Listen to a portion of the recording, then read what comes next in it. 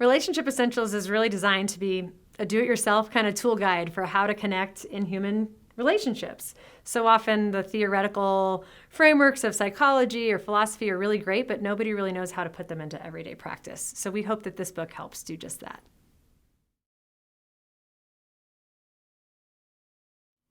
The research is clear. More than half of Americans, when surveyed, say that they feel isolated and disconnected, and this pandemic has made it worse.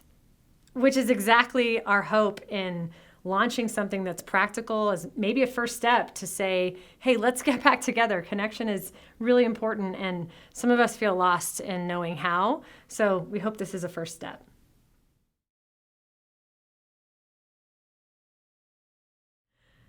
This one is a fun one, I think, for both of us, because we often hear in relationship education that, oh, you know what? You guys can do all of that, but we never fight. That we don't fight in our relationship. And we assume that, one, if that's your answer to a question about the health of your relationship, you haven't known that person long enough, because conflict is a part of every human relationship. And rather than being afraid of it, we want to give you some tools to figure out how to really get through it in a productive way. So one thing that we suggest is revealing the fight in you. Why are you fighting? It's because you care about something. And if you care, you're going to stick with it until that person sees how much you care. So rather than feeling like it's a discord or a toxicity, maybe learning to say, this is why this matters to me, and fighting with a purpose to demonstrate the heart of the issue.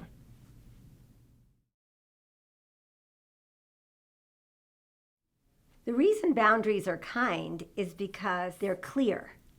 And that's why we should be learning about what our boundaries are and what other people's boundaries are, so that we can reduce the stress in the complexity of communication.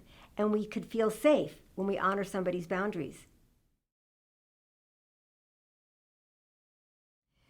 The reason gratitude is a superpower in relationships is because when you get flooded with gratitude, it minimizes all of that negativity that might be happening in your relationship. It keeps you in a place of positive energy, and when you thank someone for little things, guess what? You'll get more of those things that you love. When people feel noticed, they're going to say, okay, I'll do it again, right? You bet. Who doesn't like to be thanked? Who doesn't like to be thanked?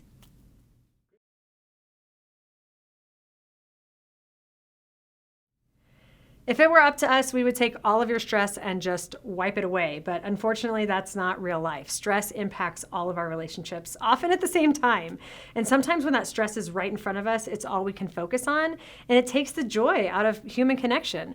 So our goal in looking at this topic is to look at how to extend your view beyond what's right in front of you, and maybe take incremental steps toward decreasing stress in a way where you can enjoy the simple things and then dream about the future. And also, it's an opportunity to come closer, to do it together as Right. a team. It doesn't always have to be divisive. Correct.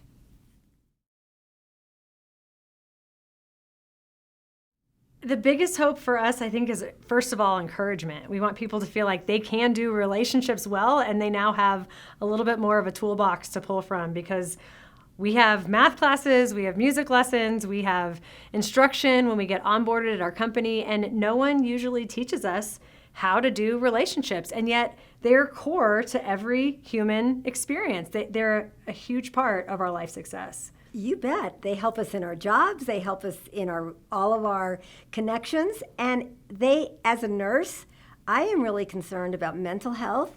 And what we see from the data is that if you have healthy connections and satisfying relationships, you're happier and you're healthier.